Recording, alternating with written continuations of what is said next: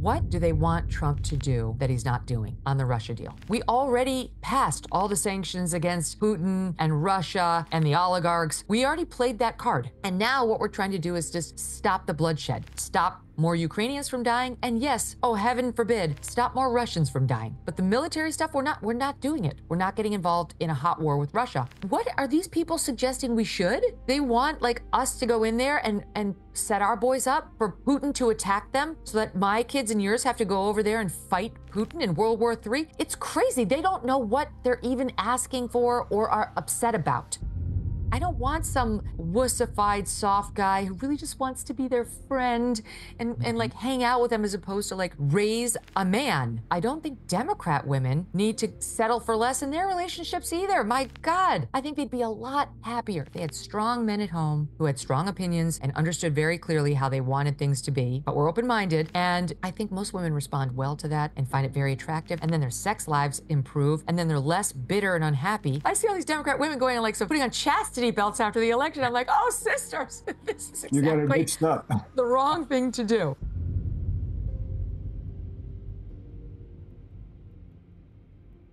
Hey everyone, welcome to another Sit Down with Michael Franzese. Hope everybody is doing well. All is very good, very blessed on this end. And as always, my friends, I give all the praise, honor, glory, and thanksgiving to our God for that. I have a very special guest today. As a matter of fact, I'm really excited. I already appeared on her platform. Today, she's going to be on mine. I'm very excited because she's a superstar, brilliant journalist, brilliant media personality. I've been following her since she was on Fox News, and she was terrific back then. She's even better now that she's on her own platform, unrestricted from Fox or any of the network restrictions that they put on you. Her name is Megyn Kelly. Of course, you probably assumed that already. She's terrific. And, you know, I'm not only going to get into politics with her. There's other things I want to talk to her about, her personal life a little bit. I want to ask her something. This is a career woman, very, very successful. I want to ask her, what's your definition of a man? You're happily married. You have 3 children.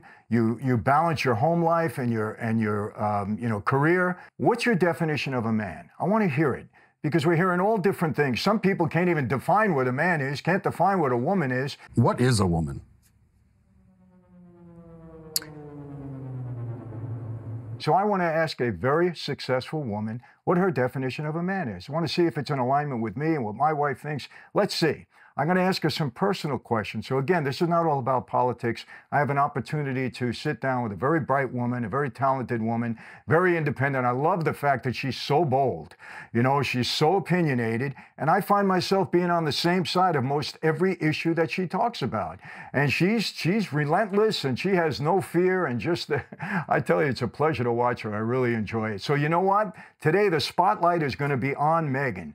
You know, you're going to watch her the whole time. You're going to hear me, of course, but she's got the stage because she deserves that. And so with no further delay, I'm going to introduce you to Megyn Kelly. But before I do that, for all my friends in Australia, I'm arriving on April 3rd in Sydney. Then I'm going over to Melbourne. We have 2 big events. The tickets are almost sold out. You better jump on now. They will be sold out by the time I get there. We also have 2 luncheons. We have 2 dinners. 1 or 2 of the dinners are both sold out now. Franzese wine is going to be on display. We're going to be taking photographs. I'll be doing a Q&A. I'm going to be giving you some information that I haven't spoken about before. I love Australia. Every time I get there, such a warm welcome for all the people, from all the people down under. I really look forward to getting there. I'll be with my wife. I think my daughter's coming. We're going to have a great time. My host is a wonderful person. So I really look forward to it. So April 3rd is when I'm arriving. Get your tickets now. I promise you it'll be sold out. It's an offer you shouldn't refuse. Without no further delay, my very, very special guest, media star, journalist star, Megyn Kelly. Megyn, pleasure to have you on. I have to tell you this, I've been following you ever since your early days at Fox, and always was, you know, just thrilled to watch you. I always loved your perspective, your boldness. And ever since you left Fox and now you're on your own platform, you're even more bold, more outspoken, and you're very reasonable. And that's what I like about it. So Thank you. Yeah, pleasure to have you on. Oh, the pleasure's mine. So I want to tell you, and I was on your platform and it was great. And I appreciate that very much. And I want to talk about a lot of things that are going on today. I want to give you my perspective on something. I don't know where you've been with your political views your entire life or earlier on in your life, but, you know, I grew up as a Democrat. My whole family was Democrats. When I got into the life, we were Democrats because we always believed the Republicans were the law and order side. We didn't mess with them. And the Democrats were just easier to corrupt. Every politician that I was around at the time, they were always Democrats. From the Democratic leader in New York at the time, very powerful guy, Meade Esposito. We did a lot of things with him. And so that's the platform that I ran on. And then I go to prison, and I'm in solitary confinement, and I have a Sony Walkman. And among many things I started to listen to Rush Limbaugh. And as I'm listening to him, I'm saying, gosh, I agree with a lot of the things that this guy is saying. And he kind of made me believe that I'm really more of a conservative than I am a Democrat. And then as my life went on and I became a person of faith and so on and so forth, I realized that I am conservative in my values. So and the reason I'm saying this, Megyn, I don't know, maybe because of who I am at this point, I am just outraged with the position that Democrats and this progressive party, I can't even call them Democrats anymore, this entire progressive party has taken on issues that are so vitally important to us. And I know we can go down a list, a number of them, from trans guys in women's sports and everything that's going on. I want to get your position. Do you consider yourself a conservative? Are you down the middle? You listen to both sides? What's your position? Well, it's funny. I've had a similar journey to the one that you described, where I was raised in a family of Democrats, but I would say they were moderate Democrats. That we weren't very political at all. We grew up in a suburb of Syracuse, and then we moved to Albany. We were a suburb of Albany, and so my parents were kind of just they were registered Democrats because they always thought that Republicans were for rich people and we weren't rich, and that was as much as thought as anybody put into it. And then when I graduated from college and then law school and started earning a paycheck and saw what was happening to it, I was instantly much more Republican. And then shortly thereafter, I was practicing law and I started to see sort of reason and logic. And I think that the more time you spend with those two things, the more right you lean. And then I took a job with Fox, and I really, I was very open-minded on both sides. I didn't hate or love the left or the right, but just, with 13 years at Fox, I was exposed to so many great conservative thinkers, same as you with Rush, and he became a friend too, that I just fell in love with a lot of their ideas, and they just made so much sense, and they were always willing to debate anybody. Whereas like the left seemed to have its own little cabal where they just didn't really want to hang with any righties. And I loved the fact that righties would go in and mix it up with anybody. Not having been raised a righty, I didn't realize that's your only choice if you're on the right. You can't function in this world. You can't go to the bank or a sporting event or watch TV without dealing with leftist ideas. And then I would say I was still kind of moderate center right all the way up through when I left Fox News. And then the leftward shift in the Democrat Party, I mean, almost just radicalized me. Now I took one of those tests online and it said I'm a conservative Republican, but I'm still registered as an independent, and that's how I think of myself. And I don't think of myself as ideological. But like, if you're going to ask me what issues I vote on and how I feel on most of the issues, I think I'm going to come out conservative Republican on most tests. Well, yeah, and we're similar in that. And, you've actually, you've done something well for me because people online, because I support Trump and I support conservative values, they tell me you bought into this Trump Kool-Aid. And my answer is, listen, I'm going to be 74 years old. I don't buy into anybody's Kool-Aid at this point in time. I think I know, where I'm coming from at that point. But I know you had your run-ins with Trump at one point. I'm very familiar with that. And then now you're a Trump supporter. And I tell people, I said, look what Megyn Kelly did. She had her run-ins with him. She doesn't agree with everything that he says. He could be volatile. He can turn you off at times. But there's common sense involved in this, and you support the candidate and the party that aligns with common sense values that we all have. And I believe that's why you shifted over to Trump, because it's common sense. You don't have to love everything that the guy does. My friends, did you know that there are scammers out there that can literally steal your home right out from under you? That's right. And they don't have to enter through your front door or your window. They can steal your house right from under you. The FBI calls it house stealing, and it's a growing real estate scam targeting American homeowners. Here's how it works. Pretty smart. Criminals forge your signature on one document.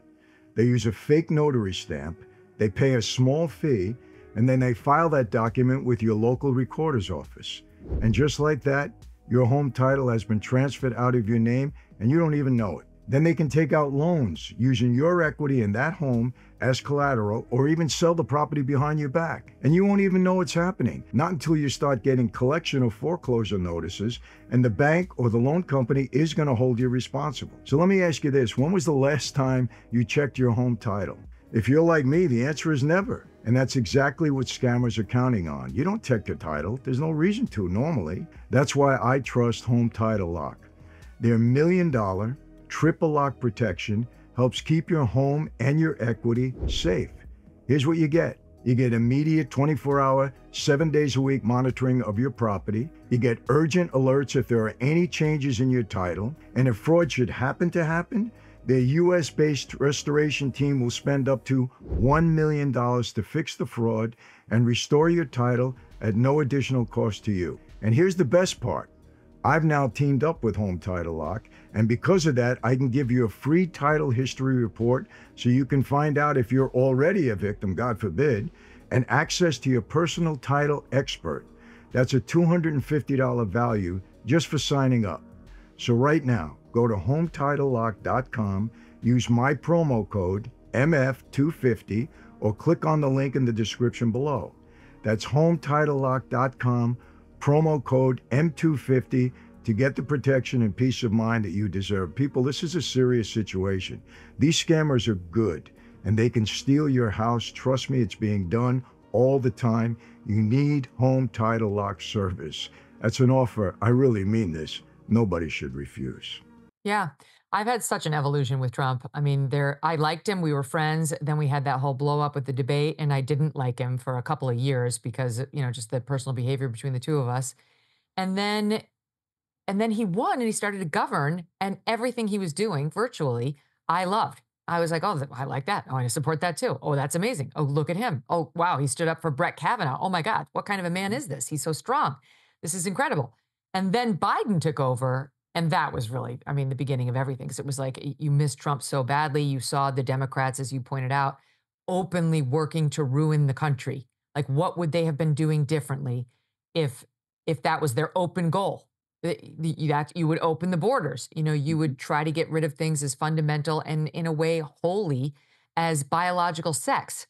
You would be fine with hurting young women with messaging like it's fine to be a sex worker, right? Or to have like 3 husbands at the same time. That's like an option for you. Just all the stuff that they're chest feeding. Motherhood is gone. All just the lunacy. We're going to prioritize people's melanin over kindness and friendship.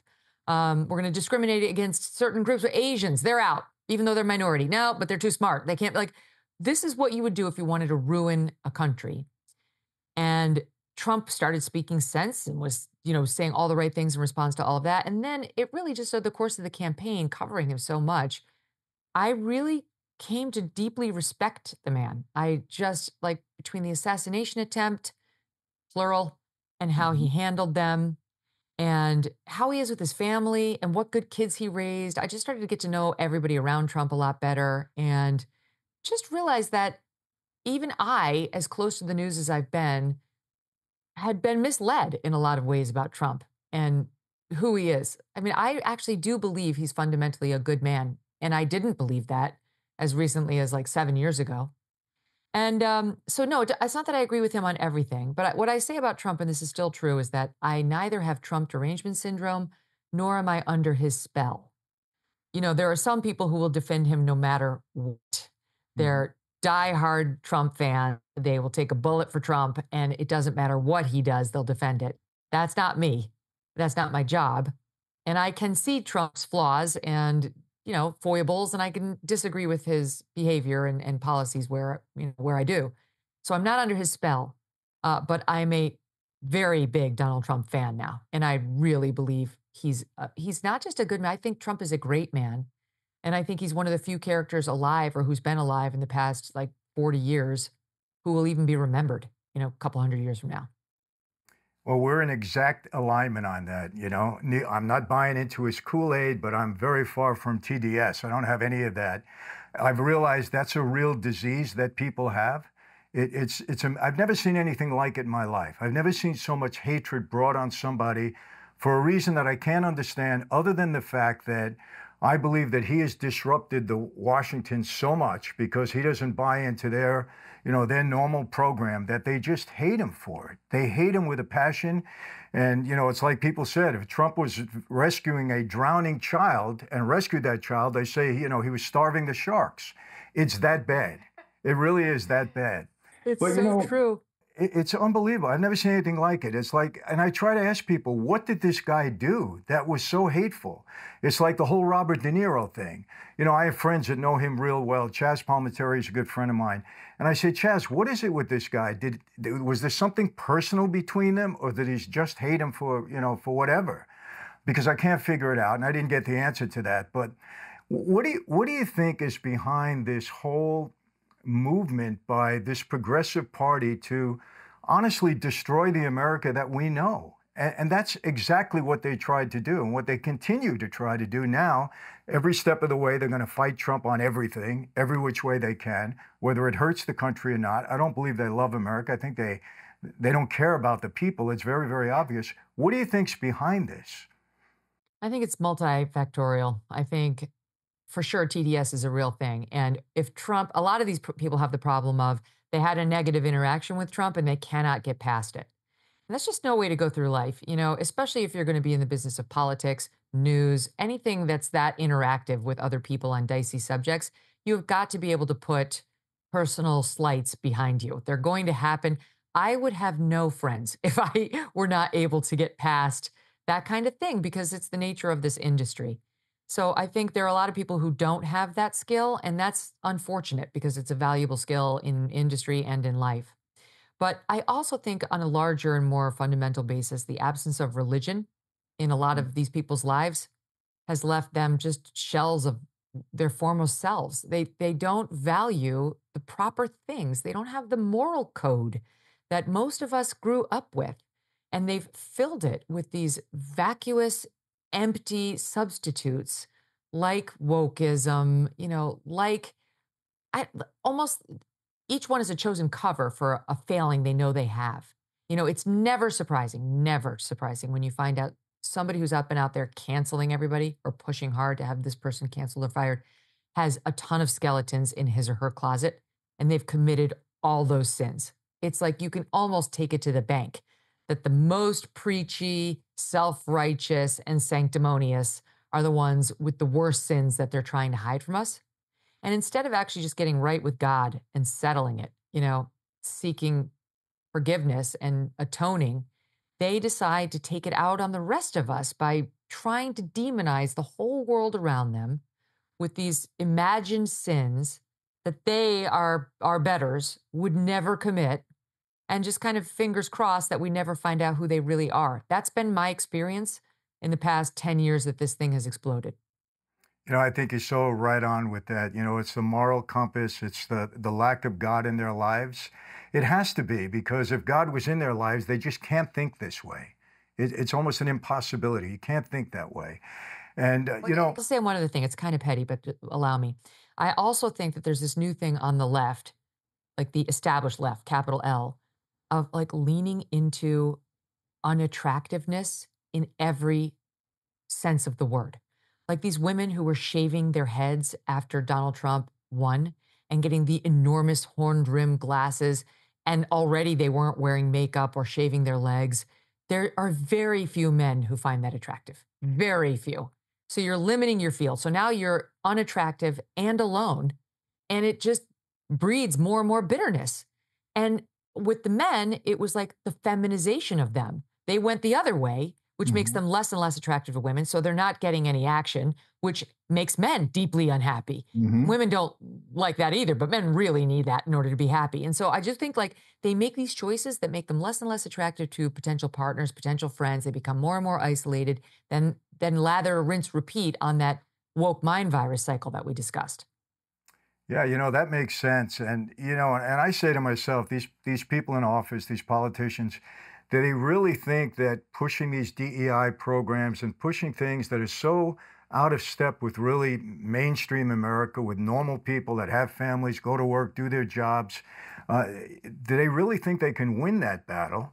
And I guess in their minds, they think they can. They think that they can impose that on all of mainstream America.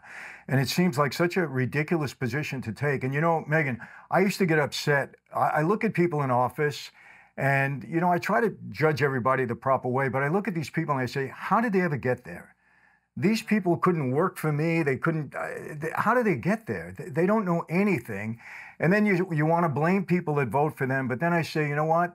These people that are working 2 jobs, are working 8 hours a day, trying to put food on their table, take care of their families, they don't have time to do the research, look into the candidates. So they see a guy up there, they watch mainstream media, oh, he sounds good, I am a Democrat, I'll vote. They really don't have any knowledge or you know, information about that person. They just vote that way. So I said, you know what, you can't get mad at people. It's not them. You know, they gotta live their lives. But I don't understand how some of these people get into office, and I'll name them, you know. Adam Schiff, the fact that he got elected again in the state of California, it's mind-boggling. I mean, this is a bad guy as far as I'm concerned. Guy lied continuously, you know, and it's not a question that he lied about Trump. He put the country through this. $36 million in an investigation, continues to lie until this moment. You know, Nancy Pelosi, you know, goes in blue collar, comes out a multimillionaire. You know, insider trading. Her father, by the way, I don't know if you know this, her father was mobbed up. He was the mayor, oh yeah, absolutely, mayor of Baltimore. He was put in office by us. We took care of him at the time. He was beholding to us. She was around during that time. I think she learned a lot of the mob ways because she acts that way. Right. I'm telling you, you know, the city of San Francisco is in the dump while she's over there, does nothing for her constituents there at all. And people continue to put her in. I don't know this Democratic machine that they have, how it continues to go. But, you know, I've been so outraged lately at the people that we see that have control over our lives. And I guess because, you know, I have failed control over my life and I was in a power position at one point in time, it drives me crazy. My wife has to calm me down, really. I think it's a combination of a couple of things, including Citizens United, which opened the spigots for corporations to spend a lot of money on these elections, redistricting, which drew lines around, you know, made certain districts super red or super blue. And a combination of those two factors leads to certain interest groups running elections. People, deep-pocketed interest groups basically choose the candidate, and they choose someone that they can control. They're not interested in somebody smart or independent-minded, and certainly not somebody who can work across the aisle. And so we used to have a little bit more of, you know, moderate parties that could find common ground because they weren't responsible only to the people who bought their way into office. Now you have these lackeys who really work for corporate America. They're supposed to do their bidding. There's no reward in compromising on anything, nor is any side interested in doing that because both sides have gotten so radicalized. You don't see any possible way you could compromise. How are we going to compromise with the people who want to chop off the pieces of little boys? It's a hard no. You know, like there's no room to find each other anymore. So I think that's part of the problem. But I've definitely noticed a serious deterioration in the smarts of the people we elect. You know, when we were young, you could still look up to them. Now we've got morons like Jasmine Crockett out there with her foul mouth 4-letter take on everything Donald Trump says, or that idiot Mazie Hirono, who's a U.S. senator. The way she berated Pete Hegseth was just a disgrace. These people are an embarrassment. And, you know, no one looks up to them. No one respects them. You don't look at the job even of U.S. senator and say, yeah, that's something I'd like my kid to be one day. It's like, I think you and I have more power behind these microphones than most of those lawmakers have. Absolutely. You know, it's gotten to such a point. You know what gets me too, Megyn? They lie consistently, and people see them that they're lying. I mean, you have to see it. And yet, you know, people say to me, you know, Michael, that's politics. I said, no, that's not politics. That's lying. I said, these people are lying, and it's to your detriment when they lie. How do you support somebody like that again? And again, I don't know. I don't know if it's a new generation of thinking. I just don't understand it. I guess I'm old school in that regard. Somebody lies to me once, okay, you know, twice, hey. Third time, I'm done, you know, finished. Yep. But these people can continuously lie, and people continue to buy into it, and I just don't get it. I really don't. That was one of the things that was so galling about Barack Obama. He was the worst liar of all. And he still is held up in this platform like he's the second coming because he can say it nicely. You know, he's got a nice affect that people find super charming, and there are other things about him that they love. So, okay, I guess we've given him a whole pass on how he stole your health care and your doctor and lied to you in the face about it. And then parents died and there was no accountability. And he rejiggered 1/7 of the US economy based on a complete falsehood. And then his, successor, Joe Biden, gets in office and tells the biggest lie of all time, which was that he was competent to hold office. And everyone around him, including the media, pushed it still. And only now that he's been out of office for a few months are we starting to get reporters like, yeah, I knew too. Yeah. How Yeah. are they ever going to rebuild trust? I don't know, and hopefully we have faith enough in people where they see through that. And, bringing up Biden, a lot of people have said, it wasn't Biden in office. It was people that were pulling the strings. And I said, no, no. Joe Biden's been in political office for 50 years. I don't give him a pass. I have no empathy for him. He took the most powerful position in the world. Consciously, he wanted that position, and then he caused mass destruction. This guy has blood on his hands in a lot of different ways, whether it be over the border, whether it be Afghanistan. The guy didn't even have the decency to the Gold Star families to treat them properly afterwards. This is a bad guy as far as I'm concerned. And, I believe he's treasonous. There's no question. Megyn, I got to tell you, the information that the GOP pulled up against Biden is more information than they had against me in any one of my RICO indictments, and I had 3 of them. I'll He should have bet. been 100% investigated. I asked Giuliani about this. I had him on my show, and he said, absolutely. Biden crime family, it was worse than the evidence I had against you, Michael, and I was acquitted in that case when he I was. have got to see that episode. Oh, yeah. Absolutely. And he gets a pass and all of this. And the guy is he's a terrible human being as far as I'm concerned. Well, look what they're doing right now. Andrew Cuomo's running again for New York mayor. It's No. like, fine, you're part of the machine. The Democrats will lather you up and put you right back out, all nice and cleaned off, and you can forget about all those prior problems. I mean, it's not true if you're a Trump, but the Democrats, they'll stand by any of their dirty scoundrels. And Joe Biden, he didn't get charged because well-meaning elderly man with a poor memory. No. That was it. I mean, Trump could charge him right now. The statute of limitations on that has not expired. He Right. now runs the DOJ. Where's his credit for not doing to Biden what was done to him? Right. So, but Joe Biden, you're right. He was corrupt as vice president. There's no question with the Hunter Biden behaviors. Mhm. That was well documented. His son should have been charged as well for the tax fraud that he committed and the antics, as he didn't register as a foreign agent, which he clearly should have. Mhm. And Joe Biden used him. That's the one thing the Democrats kept telling us. He loves his son. He loves his son. He used his son. His son was critical to the Biden, quote, crime family of their own. And he did it when he knew his son was drug addled. And he had no qualms about that whatsoever. I mean, most of us, if we have somebody who's on drugs in the family, you try first over the top love, and then you eventually get to tough love. But you certainly don't set them up with a job with a Ukrainian company where they're raking in 50 grand a month and you're running Ukraine policy for the country at the same time. He's a user. He doesn't love anybody other than himself. He loves the almighty dollar. And all this other stuff about him being this family man who loves the kids is window dressing. No, you're absolutely right. And even when they pardoned, when he pardoned Hunter and people were saying, well, that's his son, he loves his son. I said, no, he didn't want to turn his son against him, because if his son ever said the truth, hey, daddy made me do it, this would be the worst scandal ever, even though we all know it was the truth that way. I could spend a lot of time on, because Biden is one of the guys that I stay at home at night, and before I go to bed, I pray not to have a hatred for him. I really mean it. Because this guy caused so much destruction in 4 years. I've never witnessed anything like it. Just horrible, and I hope people are waking up to it. I want to move on to Trump and Zelensky. What do you think about that whole fiasco in the office? Well, Trump wasn't wrong. It was great television. And I blame Zelensky. I mean, fully blame Zelensky. When I watched it, I didn't know what I was watching. I just saw, like most people, just the clip of the most contentious moment. And it was like, oh my God, oh no, what's happening? I really wanted the minerals deal signed because I thought I like Trump's plan for putting an end to this thing. And so I didn't want to see that slipping away, and it clearly was.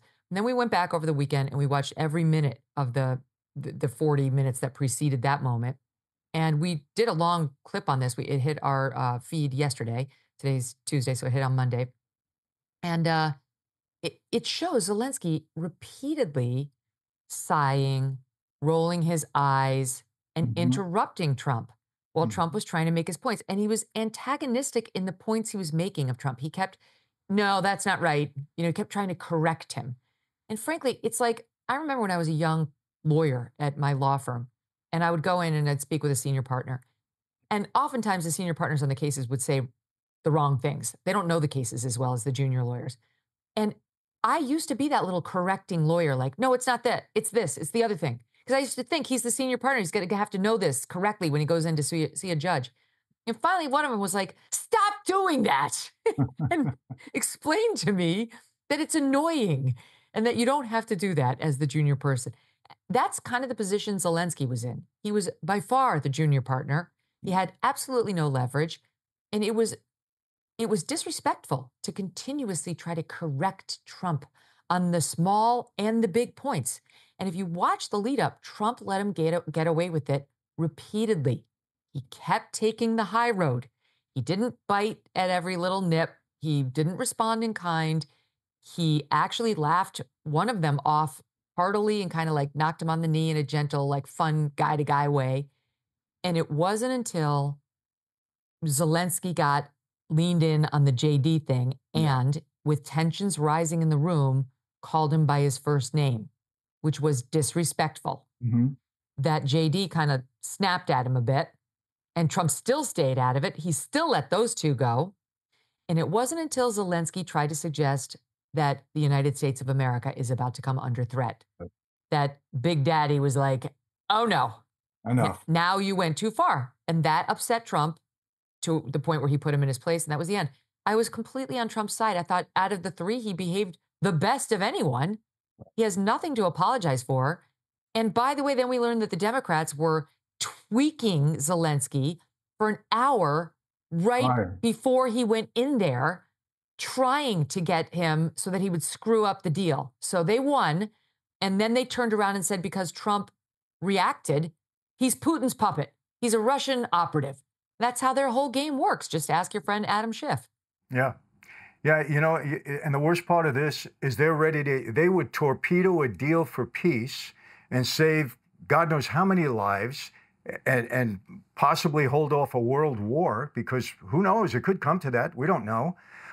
They would torpedo it just to badmouth Trump and put him in a bad light. I hear this, it drives me crazy. I mean, this is worse than the street, Megyn. People on the street don't do this. We have a little bit more loyalty and morals than these people in government have. And then, obviously the mainstream media jumps right away. Trump is the villain. Trump is the villain. They start to support Europe, which, by the way, yeah, Europe has a lot to be concerned about, since if Ukraine did fall under Russia, it's at their borders, not ours. So they want to be, make like they're supporting of Zelensky, but they don't want to do their fair share money-wise. And people don't see this, or they don't care, because they just want to torpedo Trump. Well, here's the other thing. What do they want Trump to do that he's not doing on the Russia deal? Like, all of our leverage is over Ukraine. We already passed all the sanctions against Putin and Russia and the oligarchs. We already played that card. There's not another one of those to play. So they've already been put in the penalty box. And how? Ukraine, we have leverage over, because without us, they don't have, Russia will own Ukraine in 2 days. So that's where we have our leverage. But what specifically do they want us to do on the settlement of this deal that we're not doing? I have yet to hear somebody explain that to me. Oh, Ukraine should get all of its territory back. Okay. How is it that we're going to make that happen? Like, walk me through your ideas for how Trump can extract that out of Putin. We're at the point now, we funded them to the point, Ukraine, where they beat off the attack against Kyiv and some other cities. Putin did not take Ukraine. We did not fund it in the way the most ardent Ukraine fans wanted Biden to fund it, to where they actually could have beaten Russian back out of the territory it seized. So that ship has sailed. You can thank Joe Biden for it. And now what we're trying to do is just stop the bloodshed, stop more Ukrainians from dying, and yes, oh, heaven forbid, stop more Russians from dying. That's where we stand. I don't understand what they think Trump can do that he's not doing. The one place he's drawn the line is I'm not going to give American boots on the ground as a security guarantee. But but I've gotten the Europeans to say they'll do it. Yes, they're weak and they're feckless, but that's your best option, Ukraine. We're done being the policemen of the world. We'll get an economic presence. We will help extract the mining ore and the minerals that we are attracted to. That will be a deterrent that we're there and we're invested and we have boots on the ground in that way. But the military stuff, we're not doing it. We're not getting involved in a hot war with Russia. What are these people suggesting we should? They want like us to go in there and set our boys up for Putin to attack them so that my kids and yours have to go over there and fight Putin in World War III. It's crazy. They don't know what they're even asking for or are upset about. Well, you just said it. They have no clue. They don't know what the end game is. They just, again, suffering from TDS, and they have no end game. And, it's so ridiculous for me that they can't understand. They want Trump to just badmouth Putin, call him a demon, call him the worst guy in the world, and then bring him to the table for a settlement. I mean, how do you do that? In what world do you live in that you think you can do something like that? What they haven't learned yet is, I learned this on the street, and I do it until today. The best way to defeat your enemies is to make them your friends, or at least get them to the table that way and negotiate something, settle it. You don't have to go out to dinner with them every day. You don't have to have your wives, be friends, but at least let them understand, okay, we have an understanding. That's the only way you can do this. If you keep demonizing the guy and bad-mouthing him, well, there's no more conversation at that point. It's just war. That's right. Trump is handling Putin exactly the way he wants to be handled. Trump, he is who he is, and there's no mystery to him. Everybody knows. He is subject to flattery. It works on him. Showing adoration for Trump is an effective tool for, people around him to gain his good favor. He doesn't respond well to public confrontation or insults. And so he's trying to pay Vladimir Putin that kind of respect in order to keep the lane of communication open with the guy, and in Trump's mind, soften him up. Now, I know people say he's not softenable. He's Vladimir Putin. I get that. Trust me, I've interviewed the guy multiple times. I know him fairly well, better than 99% of these journalists who are spouting off. He's a former KGB guy. He's not subject to flattery. But in Trump's mind, he is. And in Trump's mind, he's going to do much better with him if he refrains from saying bad things about Putin, because that's how it would work for Trump. Just ask Zelensky, who learned it the hard way. So I don't know why people get so obsessed with Trump's rhetoric around Russia.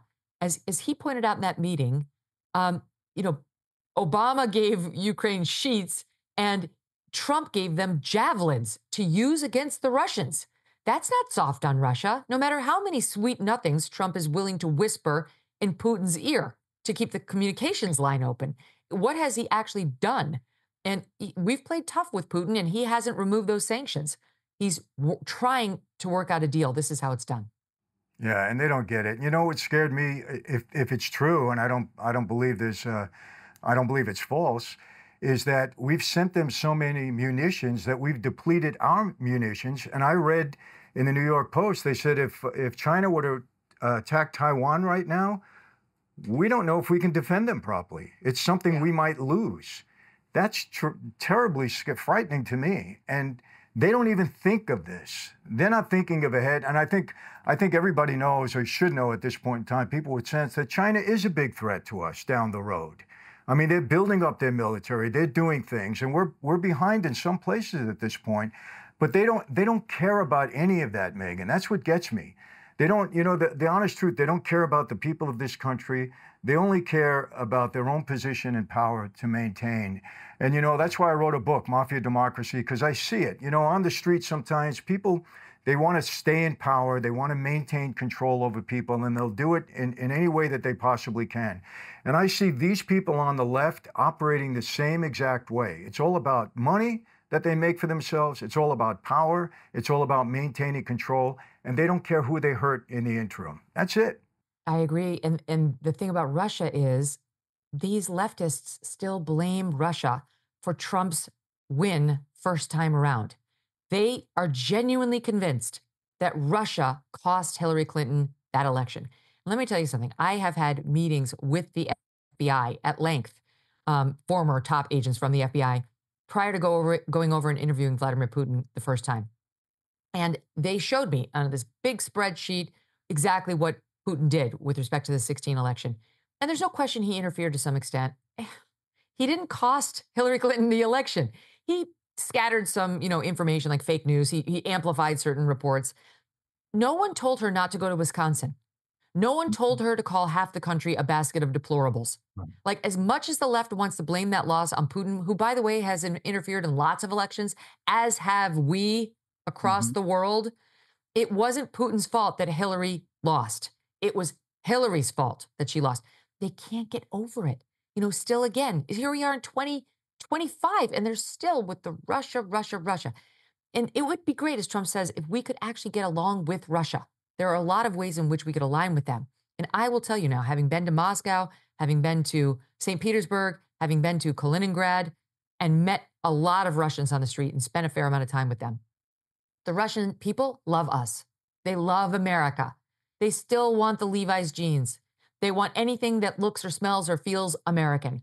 They admire us. They want to be more like us. They love Putin because they love a strong man. And I'll bet you anything they love Trump. But we don't have a beef with the Russian people. It's not like some of these other countries, like, the people in Gaza who are out there openly chanting death to America in their spare time. It's not Mhm. like that at all. So if we could get our leaders to get along, we would have so much opportunity, and it makes so much more sense for us to be aligned with Russia against China than for those two to be aligned together against us. Well, I agree. And I had three Russian partners. Well, again, back in the day when I was on the street, they're the best partners I ever had. I mean, we did very well together. They were honest with me. We had, and I really enjoyed their company, and vice versa. And they loved being in America. The whole time that they were here, it was getting their people to come over, their family, bringing them over one by one. So I agree with you there. I mean, Russians are great people. They just don't understand, or they don't care. It's a combination of both. People on the left, and it drives me crazy, Megyn. You seem to be a lot more calmer about it than I am. I can't deal with it. I look at these people sometimes, and I'm in awe. And even when the media immediately pounced on Trump for what went down in the Oval Office, and I'm saying, what do these people know about foreign affairs or diplomacy, or how they probably even never had to balance a checkbook in their life? What do they know about business? They know nothing. They've been career politicians. They have no clue. And yet they come out and they just start knocking people. And, Trump is strong. He can handle it. It isn't for that. But they don't realize what they're doing to the country when they act like this and they take these positions. And I guess that's what gets me the most. And, it's just terrible, terrible thing. I got to ask you this, though. You were with Putin. What do you think about him? Is he a guy that you can reason with? Yeah, I think Putin is a rational actor. I know it sounds crazy because he just did kill a lot of people in Ukraine, and it seems like a senseless war, but not in his mind. And I do think Putin is a rational actor. And I understand Trump's point. Trump is very well aware that Putin was the one who invaded Ukraine. He knows that. When he says it never should have been started, he's not saying they were equally responsible and, Ukraine invaded Russia. He's talking about the fact that Putin had been jumping up and down about Ukraine possibly joining NATO and cozying up to NATO for many, many years. And it made very clear that was a red line for him. And we and Ukraine didn't listen. And we didn't believe him, right, that he was going to do something about it. And he meant it. Now, yes, he's gone into Ukraine a few times. He's gone elsewhere. It's not like Putin's a complicated man. What he really wants is to restore Mother Russia to the glory days of the USSR. And he does need to, we do need to keep a watchful, skeptical eye on him for sure. It's not like our relationship with the UK. So that no one should be, cloudy eyed about that. But we can work with Putin. I think Putin understands that some sort of positive working relationship with America, which opens the door to a positive working relationship with most of the free world, is a good thing for him. I don't think he really wants his best friends to be Iran and China. I really don't. I think he understands that there's sort of a subterranean group of countries that he's been relegated to dealing with right now. And I think he'd much rather Russia be in the place it was before, where it was getting closer to economically thriving. They weren't exactly free the way they are over here. That's for sure. A lot of crackdowns on the press. Journalists have been killed. I could go down the list. But I'm just saying, I don't think Putin likes being in the basement and subterranean with these other actors only. I think he'd like more access to, you know, possibly trade with the United States, oil sales to the United States, and so on. My friends, I got a question for all of you out there. You want to be a guest on my podcast? Well, if you do, I'm looking for the person with the most inspiring story to bring to my YouTube channel. And I got to tell you, life's thrown me some tough punches. Decades in the mob, betrayal, prison, but I was able to turn it around. Transformation isn't easy, but for some of us, it's very real. And I know you've got a story to tell too. So if you want to be on my channel, here's how to apply. Step 1, grab a bottle of Franzese wine, whether alcoholic or non-alcoholic, and make it front and center in a picture or a video. Step 2, share your journey, the challenges, the comebacks, on the video or in the description, either place. Step 3, post it on Instagram and tag @FranzeseWine and use hashtag #ShareYourStory. Now the winner's gonna join me on my YouTube channel for thousands of people to hear. The top 5 inspirational stories will get shared on Franzese Wine's social media pages. Now you've got until March 28th to do this, so don't wait. Let's toast to your comeback and share your success story with the entire world. An offer you shouldn't refuse. Okay, yeah, and I hope you're right, and I think so too. It just again, we're talking about sense. It makes sense. And I don't see any advantage for Russia and America to be at odds, but, you know, I think that's Trump's position, and anybody with common sense would understand that. Moving on to the tariffs. Here's my thing on that. A lot of people, oh, you don't understand, he's going to be destroying jobs and, you know, people are going to get hurt. And I said, listen, give the guy a chance. You know, you people have never negotiated anything in your life. You're not in business. You don't understand. Trump throws things out there. He sees what people, you know, how they react to it. Maybe he gets them to come to the table. He gets them to lean a little bit. Don't get nervous about this. And today, again, in uproar because of the tariffs, we heard Trudeau, you know, saying that people on both sides of the, you know, border are going to suffer over this. I believe it's a good thing. I really do. I think it's about time that America worries about America first. That's my position. Let me take you back. It's 18 years. My husband and I just celebrated our 17th wedding anniversary. So I'm going to go back 18 years. And I was seeing a therapist because I had gotten a divorce from my first husband, and she was like a relationship therapist, and she was, you know, helping me figure out where the first marriage went wrong and how I could make a better choice second time around if I were so inclined. I started dating Doug. He was unlike any other guy I'd ever dated. He was nice. He was a gentleman. He was treating me well. He wasn't an asshole. I'm like, oh, I'm not sure I like that. I think most women understand what I'm saying. And my therapist said at the time, you asked the universe to send you something different. It did. Will you listen? And this is kind of how I feel about Donald Trump. Doug and I got married 3 children later. Our marriage is still as strong as ever. I'm delighted and absolutely mad for him. On Donald Trump, we asked the universe to send us something different. We decided the country needed to try, to steal a phrase, hope and change, but actual hope and change this time. Bill Maher said it best when he said, we don't need a revolution. We needed a colonic. The country needed a bit of a cleansing. And Trump is trying to do something. I realize there are certain industries that may have some short-term pain, and even Trump acknowledged that. But he's trying to do something that will spur a new era of manufacturing in America, which is good for the working class and the so-called rich, who are the job creators. This is part of his plan. They said all these same things about his tariffs on China in Trump 1.0. And then they worked so well that Joe Biden kept them in place when he took over, right? And so Trump has just raised those tariffs on China up by another 10%. And he's put them on our friends. That's what people are so upset about. Our friends, Canada and Mexico. But look, let's be honest. Our friends have been mooching off of us. Our friends have been taking advantage of us. They've been raiding the liquor cabinet. They've been, bringing over their derelict boyfriends who have been causing all sorts of, havoc in our homes. Look at what Mexico has done with the border. It's been absolutely deadly. Forget the illegals, just the fentanyl that they've been funneling in through the cartels. And there's a serious fentanyl coming our way from up north. Our friend, in what Michael Knowles calls our evil top hat of Canada, whose values look less aligned with ours some days than those of the evil Russia. They're letting a 50-year-old man swim against 12-year-old girls in Canada, he's an otter, a quote otter, because he identifies as a 12-year-old girl. They're allowing that. I don't understand them at all. So my point is simply, Trump is looking for fairness, and he's looking to send a message that will actually get them to behave better when it comes to their friend, the United States. What about their friendship toward us and the obligations they owe? I'm open-minded to see where this goes, and I fully agree with what you said. If it doesn't work, he'll change it. He's quick to change. He doesn't have that thing where it's like, well, I said I would, so I have to just keep doing it. He wants success. He doesn't want to say no decision ever went sideways. No, I totally agree with that. And you brought up something I gotta take it a little bit further. You know, you met your husband, and I heard what the therapist said to you. I want to ask you this.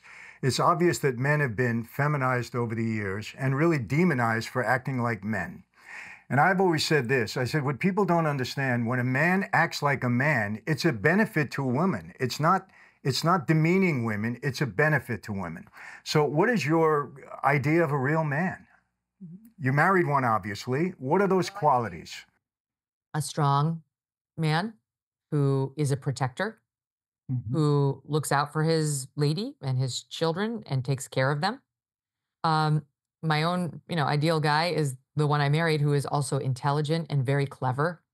And it's funny because Doug, just given the nature of my career and, it's gone well. I'm the primary wage earner in my family, but that's like I would be if I were married to basically 99% of the men in the country, right? It's not about Doug. Doug had a successful company. Now he's a successful author.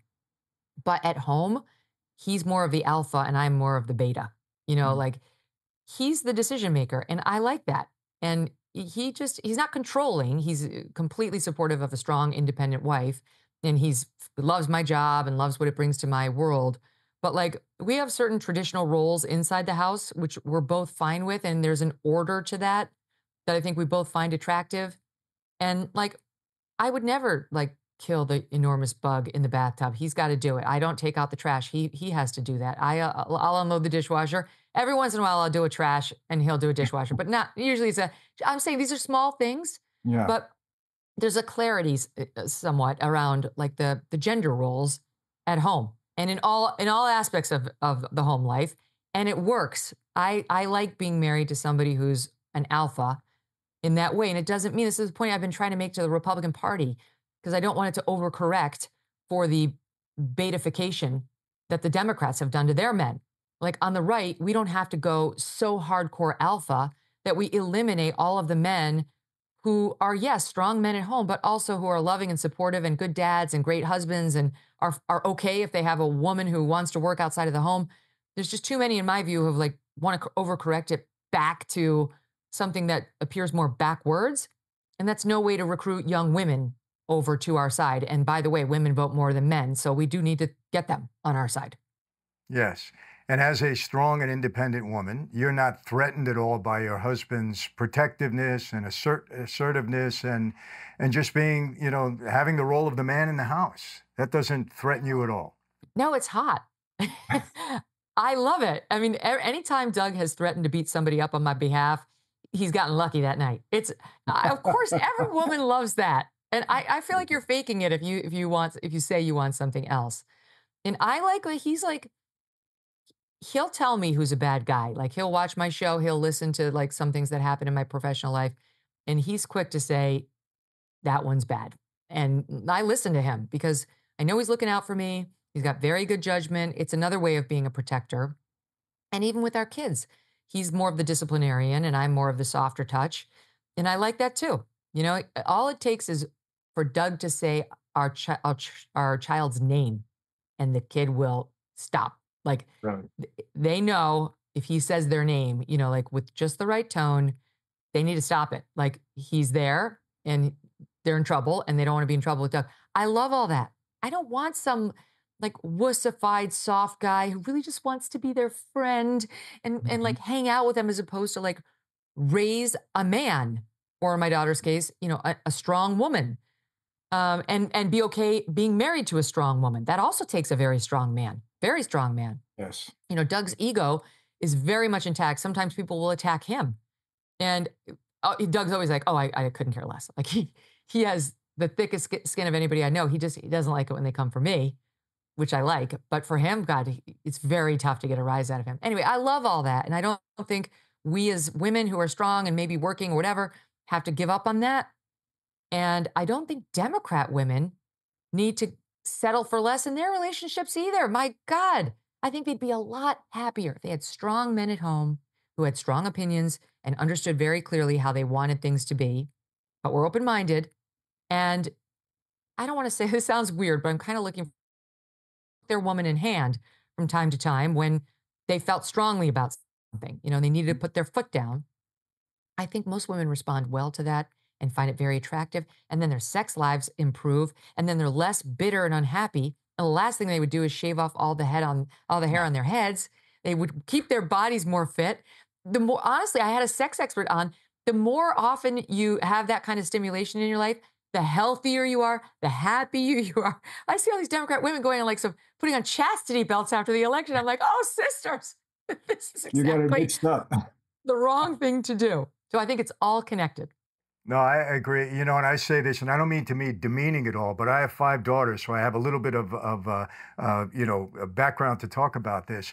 I think a lot of the women that feel this way about guys have just never really had a man in their life, a real man, you know, to treat them properly and to do the things that a man does. Because, you know, my daughters used to tell me, I mean, they're all fine now and married and, you know, engaged and all that. But Dad, there's no good men around anymore, you know? And I said, well, keep looking, you'll find one. Don't worry about it. God's got a plan for you. And fortunately that happened. But, you know, I had a guy on here the other day, and he was a very successful guy, 38 years old. He has a big jewelry operation in Manhattan.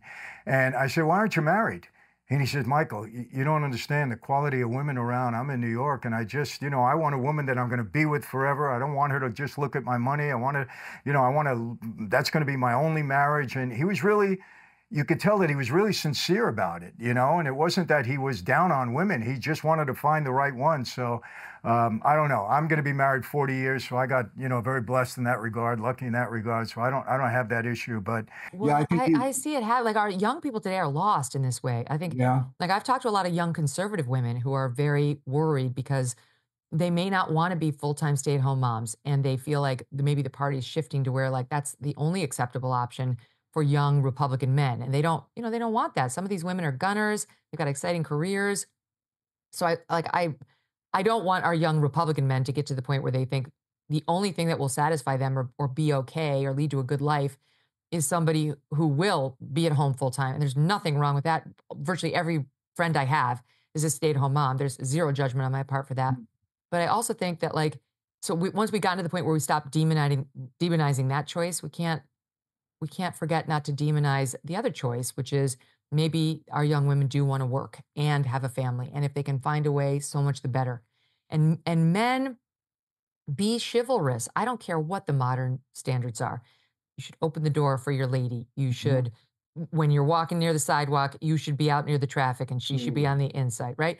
You should be paying for the meals. You should be. Honestly, I don't care whether she makes more than you or not. You should pay for the meals. It's a small thing. It's not a big expense. It's just a way of saying, I will take care of you. And then she takes care of you in other special, soft ways that matter as well. Like we can't lose these little traditions because I know they're important and they're biological. Like it's ancestral. It's evolutionary that if we don't feel protected by our men, we won't be attracted to them. Like it's in our DNA after all these years. And if our husbands don't look at us on the converse side and say, this is a nurturer who will take care of my kids, who can reproduce, who is, you know, young and capable of doing that, and who's going to take care of me too in her own way, then they won't find us attractive. So we can't be all sharp elbows, and they certainly can't be all soft edges. It just doesn't work. Well, I got to tell you, I think this was the most important part of our conversation. I really mean it. I hope men and women are listening to this because you're so right on. We're so in alignment with that. But I have to ask you something that's a little bit personal now. And if you don't want to, we can cut this out afterwards. But I read somewhere that you have 3 children and they were all by in vitro. Yeah, yes. The reason I'm asking, our oldest daughter now, she just got married a year ago. She's 39, and she's going through the in vitro process.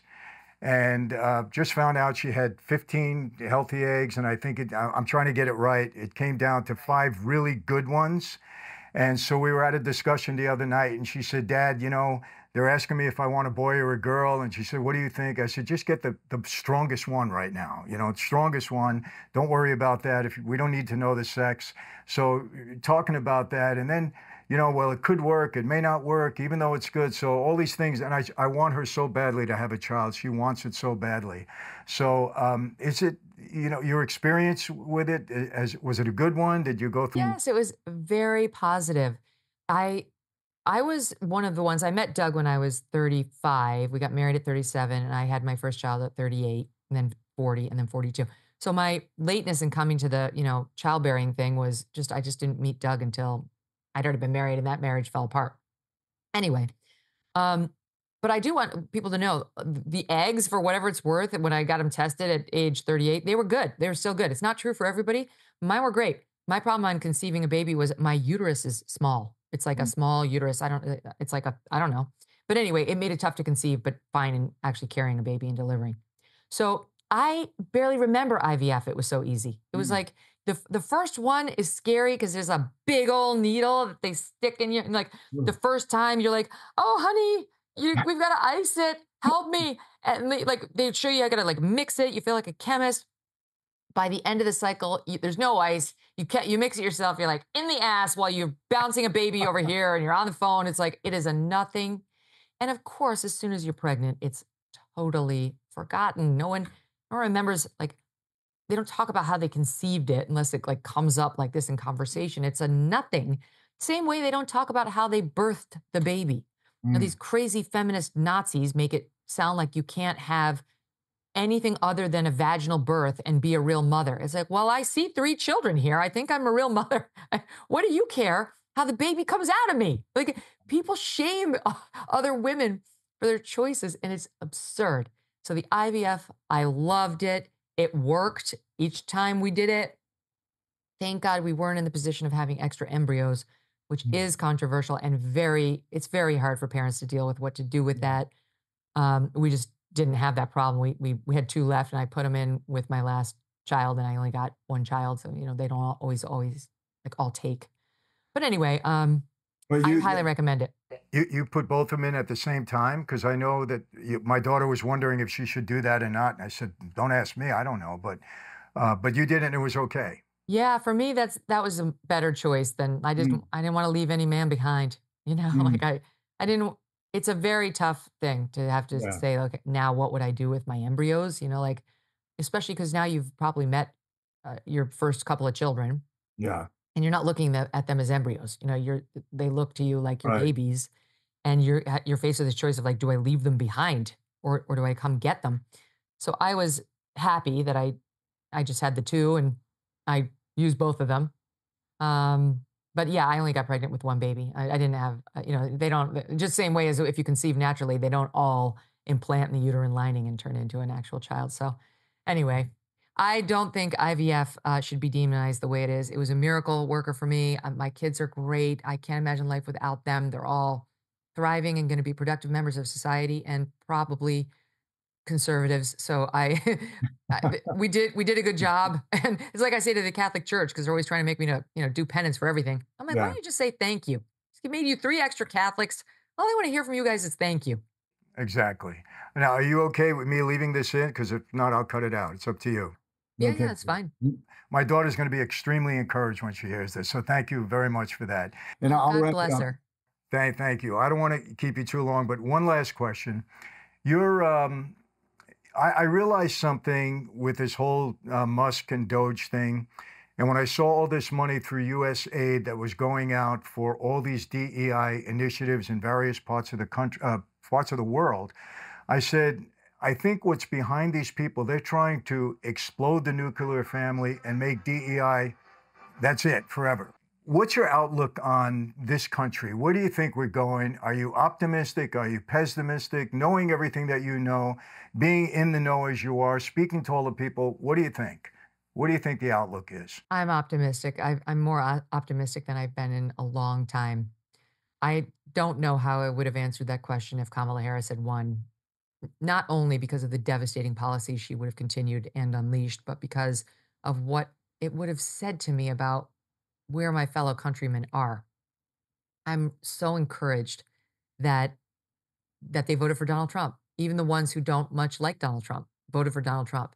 I mean, he won all of the swing states, every Mhm. single one of them, all the counties. He says it was a landslide. In the electoral college, it wasn't a landslide, but in its own way, it was a landslide. Mhm. When you, in today's day and age, win all of the swing states and the key counties, it is a landslide. It's almost an impossibility by today's standards, given how polarized we are.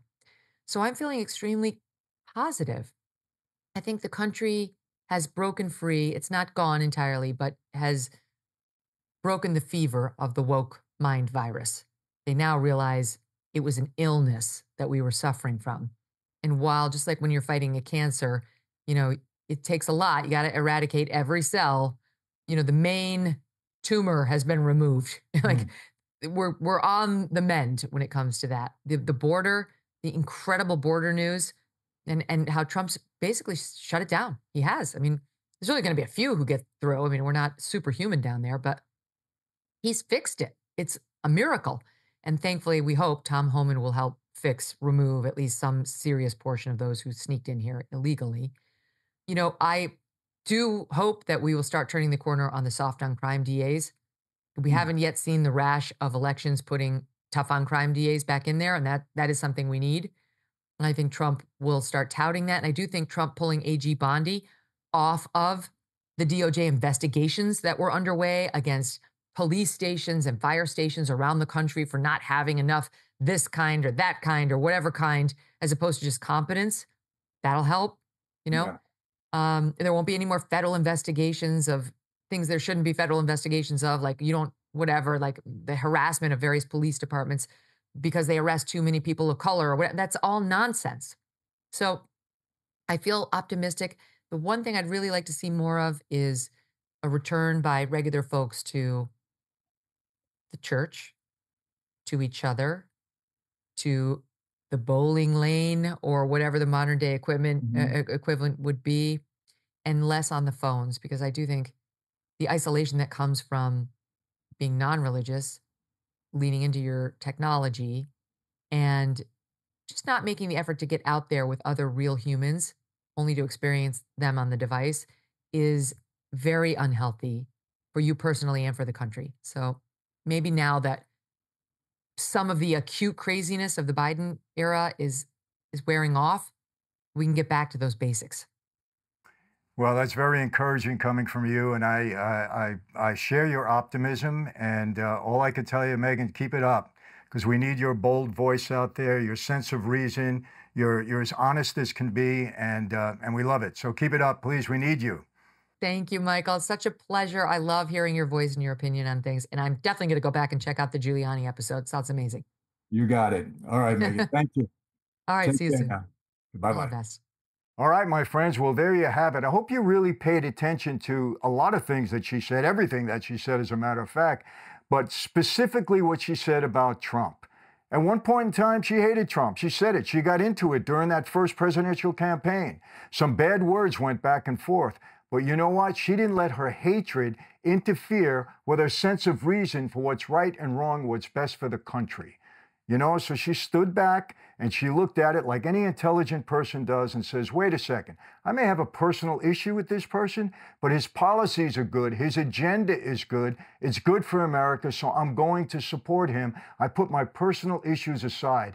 If people can do that about everybody, we'd be much better off. You may not like somebody, you may not like his tweets, you may not like what they say, what they look like, how they comb their hair. Doesn't matter. It's all about what's best for the country and the people involved. That's what it's all about. So she's been able to do that. I hope you follow suit. I loved her definition of manhood. Happily married woman. She told you what she expects from her husband, what she wants from her husband. Very independent. She even said, because of her career, she does bring most of the income into the house. Nothing wrong with that. Doesn't demean her husband in any way. He does his role, she does hers. Equality in that regard is good, but she has certain expectations about a man. Ladies, pay attention. This is from a very successful career woman. Pay attention to what she said. When a man is a man, it's not demeaning to a woman. We both do our parts. We both act a certain way. I love what she said about that. And lastly, personally, I have to really thank her for getting into the in vitro portion, because that is a personal question. She was very open in answering that. My daughter is going through that now, and I'm so happy it was a success for her. She's got 3 beautiful children, and I pray the same for my daughter. So for all of you out there that are thinking about that, what advances we have in medicine. Isn't it amazing? You couldn't have even thought of this, 40, 50, 60 years ago. But the advances are amazing, allows women to have children that wouldn't be able to do it, under normal circumstances. It's just amazing. And I think that's a blessing from God. So, Megyn, thank you so much for this entire interview. I thought it was one of the best ever. Really appreciate it. There you have it. Megyn Kelly, go to her website, go to her YouTube channel. You're going to enjoy it. She never disappoints you. I promise you that. You're going to love it. So, my friends, how do I always leave you? I almost forgot what I was going to say. Same way, never going to change. Be safe. I'm not going to get into it. Be healthy. RFK is already on the job. He's doing a good job from what I understand. We're going to talk about that at some point in time. Be safe, be healthy, and yes, people, God bless each and every one of you, your towns, your communities, your neighborhoods, your loved ones. God bless America. And yes, I'll see you next time. Take care.